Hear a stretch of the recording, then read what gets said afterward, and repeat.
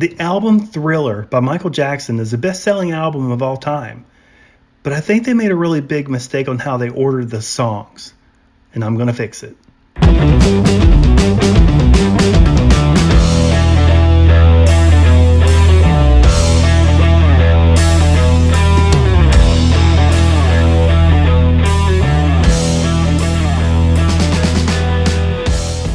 Hey everybody, welcome back to Red Mug Music. I'm Brian, and today we're going to be talking about the album Thriller by Michael Jackson.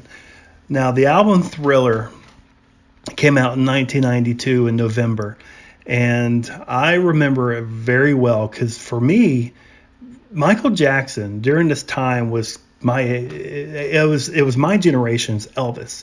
It was my generation's Beatles. This Michael Jackson was the best thing in hit music in a long time, and it gave us an idea of how exhilarating it could be to watch a performer on stage.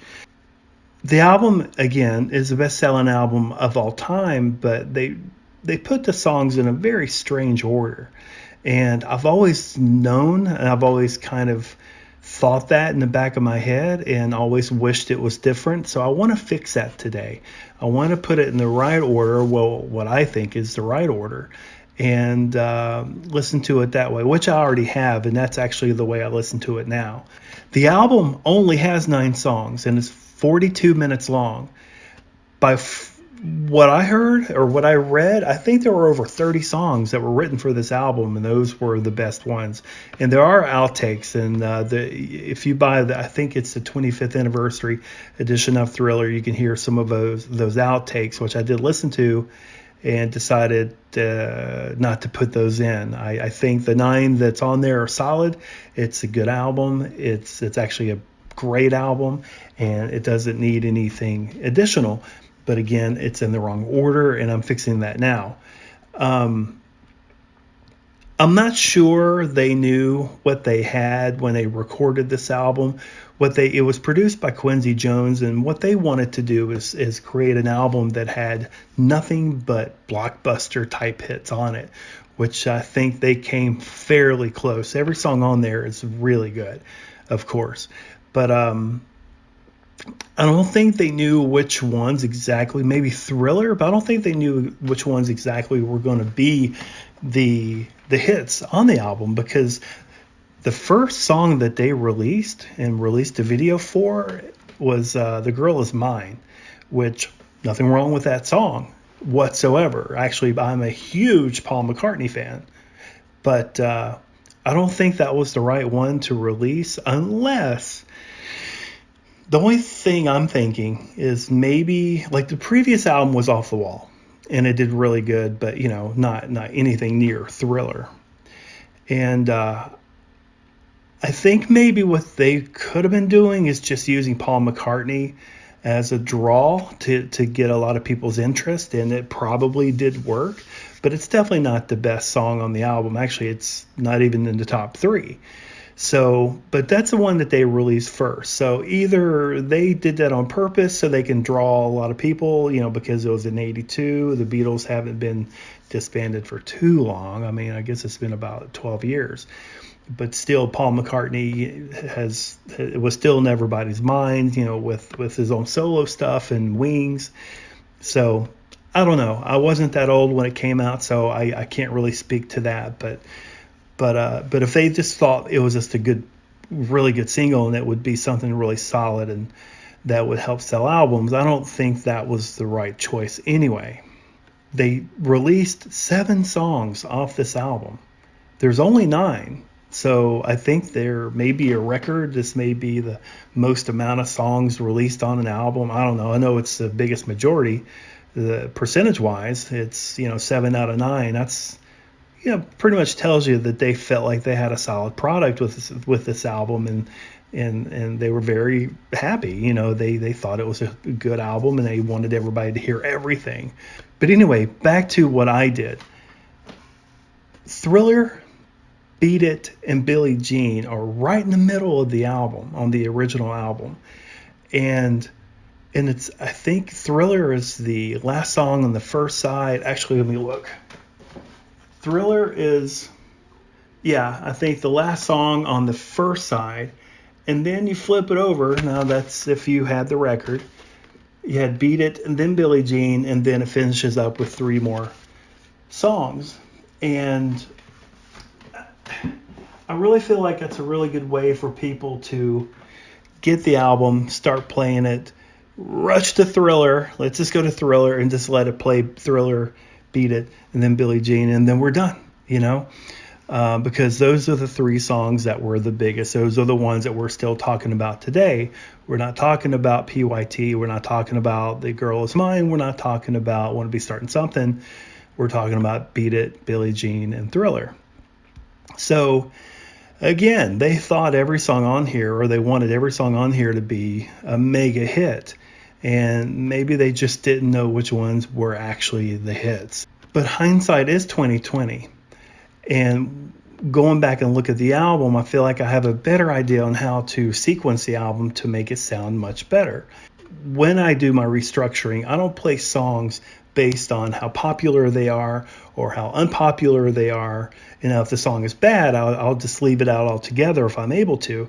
If if the album's got too much fluff, I'll let that go.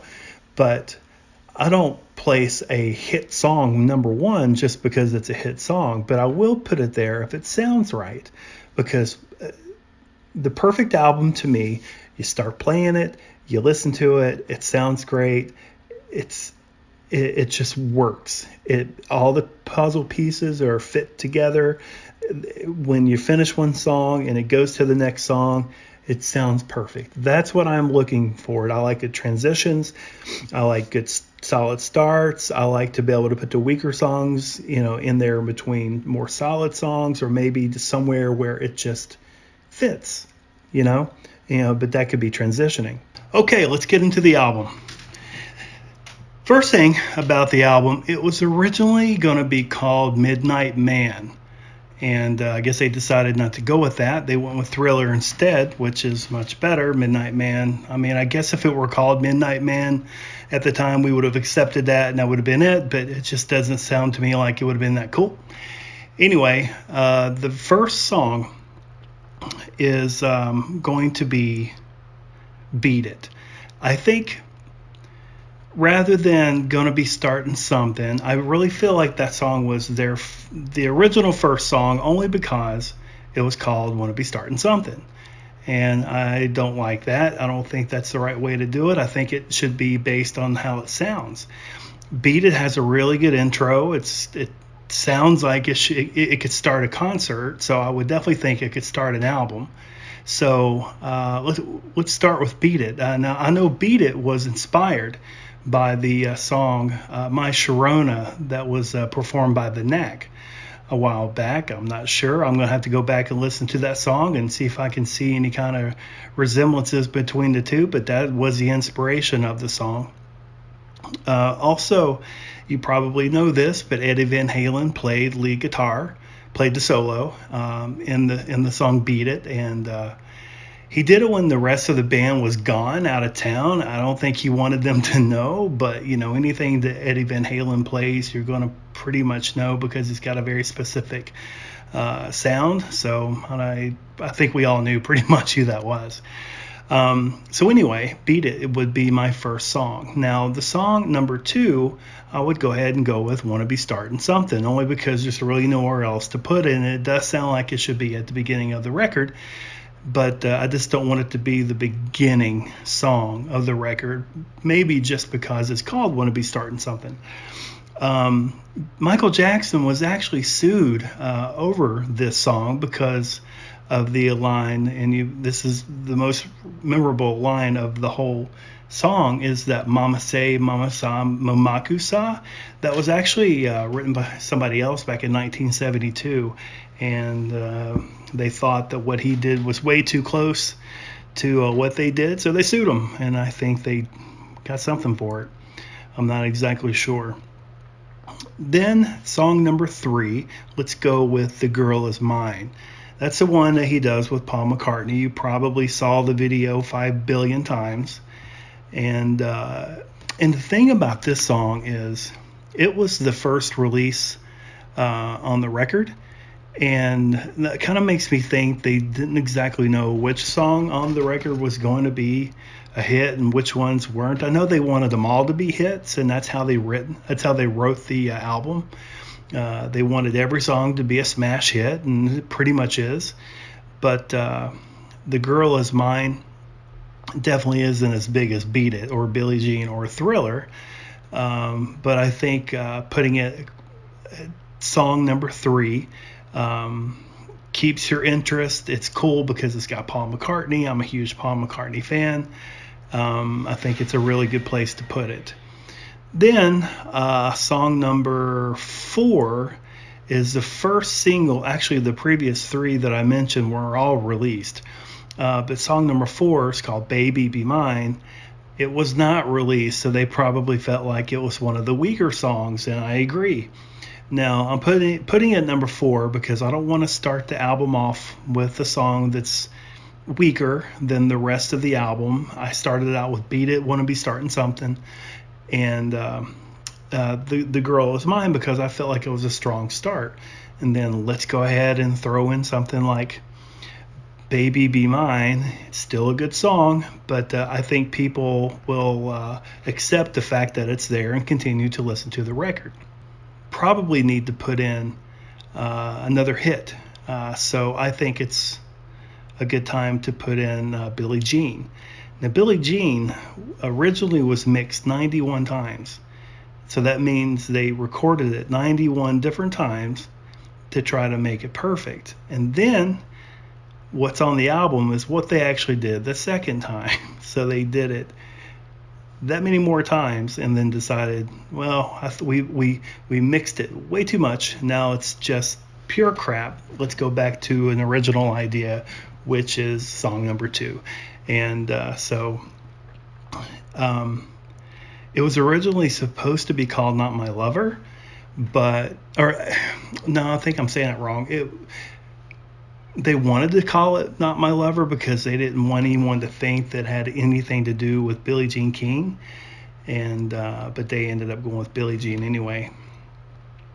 Also, the bass line was pretty much taken from a Hall & Oates song called I Can't Go For That, No Can Do, and Michael Jackson actually told Daryl Hall that he pretty much got that bass line from that song. So another song I need to go back and listen to and see the similarities between the two, because you listen to Billie Jean, you're listening to pretty much to the bass line of a Hall & Oates song.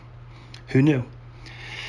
Then I think the next thing to do is Human Nature. Human Nature, another really great song. It was also released, so was Billie Jean, of course. Human Nature was actually written by a band member of Toto, and I think it ended up being on this album kind of by mistake. But if you go back and listen to it, you can kind of hear it. I didn't know that until I started doing some research on the album, and I'm like, yeah, Human Nature. I just listen to it. It sounds like it could definitely be a Toto song. So who knew? And then that's 1 through 6, and then number 7 we'll go with PYT. I think we're another release song. I think the flow so far has been pretty good. We've had a really good hit at the beginning, and then Want to Be Starting Something, everybody loves that. Girl Is Mine, everybody loves that. Baby Be Mine, pretty good song. Billie Jean, Human Nature, now PYT. I mean, I just think the song flow is so much better than what was there before. PYT, Pretty Young Thing, that was if I remember correctly, that was named after, I think, lingerie. And somebody saw it, I think Quincy Jones saw it in his wife's lingerie, or I'm not exactly sure, and thought it was a good name, so that's what they called it. And also, the close to the end, the na na na, the girls that you hear singing backup is actually Janet Jackson and LaToya Jackson. Again, who knew? So cool. Listen to the song. I did. I went back. I'm like, I got to hear this, and it sounds like it'd definitely be LaToya and Janet Jackson. So PYT is actually kind of cool now.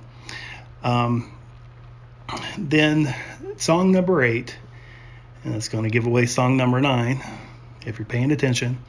The Lady in My Life. It was actually the original ending of the album, probably just because it was a weaker song.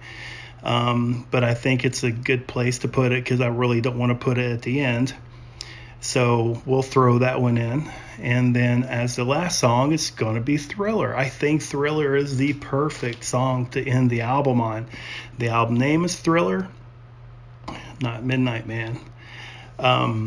Actually, Thriller was originally going to be called, I got them in my notes here, Starlight. They were going to call the song Starlight and ended up going with Thriller instead. Again, 9 songs. I think it was 42 minutes. It's a good size album. It's easy to listen to. The order that I put it in. Try it at home. Listen to it and tell me it's not better. Because I listen to it all the time. I don't like to listen to it the original way because I don't want to wait till song number 4 to hear one of the big hits, and then song number 5, song number 6, and then be done, and then go off to other stuff. I like them spread out, and I like the flow of the album. So tell me what you think. So that concludes my reconstruction of Michael Jackson's album Thriller. Hope you liked it. Hope you check it out. If you want a copy, or if you want like the lineup of what I created, you can go to my Instagram at Red Mug Music and check it out there. I'll have it there for you. And don't forget to like the video if you liked it, and subscribe to the channel. That'll help support me and let me know there's actually an interest out there, and it'll make me keep going. And also ring that bell so whenever I release a new video, which should be on Sundays, you'll be the first to know. So anyway, thanks for hanging out with me, and I'll see you next week.